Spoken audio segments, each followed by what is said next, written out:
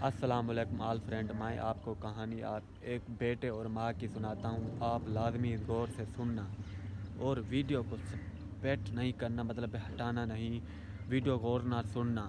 کہ ایک بیٹا اور ماں کی کہانی ہے کہ بیٹا کہتا ہے ماں مجھے آپ کا حق ادا کرنا ہے، تو ماں کہتی ہے تم حق ادا نہیں کر سکو گے۔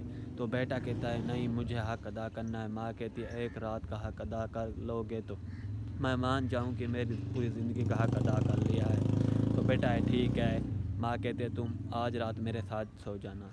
تو بیٹا کہتا ٹھیک ہے۔ ماں اور بیٹا سو جاتے ہیں اور کہتا ہے کہ ماں تھوڑی دیر میں اٹھ کر کہتی ہے مجھے پانی کی تلہر لگی ہے یا ترہر لگ گئی ہے۔ تو بیٹا پانی لے آتا ہے تو ماں تھوڑا سا پیتی ہے اور پھر بستر پہ ویٹ دیتی ہے۔ تو بیٹا کہتا ہے یہ کیا کیا؟ وہ کہتی ہے ایسے گر گیا۔ بیٹا اس میں ہی سو جاتا ہے۔ تو تھوڑی دیر بعد اور ماں کہتی ہے مجھے پانی کی ضرورت ہے۔ تو بیٹا پھر لے آتا ہے، ماں پھر پانی تھوڑا سا پیتی ہے اور بستر میں گھیر دیتی ہے۔ تو بیٹا غصے کے کہتا ہے ماں یہ کیا کیا؟ ماں کہتی ہے ایسے گر گیا۔ بیٹا پھر بھی چپ ہو جاتا ہے۔ تو ماں پھر اٹھتی ہے تو کہتی ہے بیٹا مجھے پانی کی ضرورت۔ ماں پھر پانی تھوڑا سا پیتی ہے اور پھر گھیر دیتی ہے۔ بیٹا غصے سے کہتا ہے ماں ایسا کیا کیا؟ لوگ سچ کہتے تھے آپ کی ماں پاگل ہو گئی ہے۔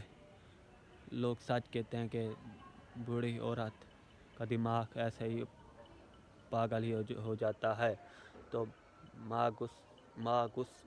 بیٹا غصے سے ماں کو ایک دھپڑ مار دیتا ہے۔ ماں کہتی ہے تم تو ایک رات ہی بستر پر گلے پر نہیں سوتے۔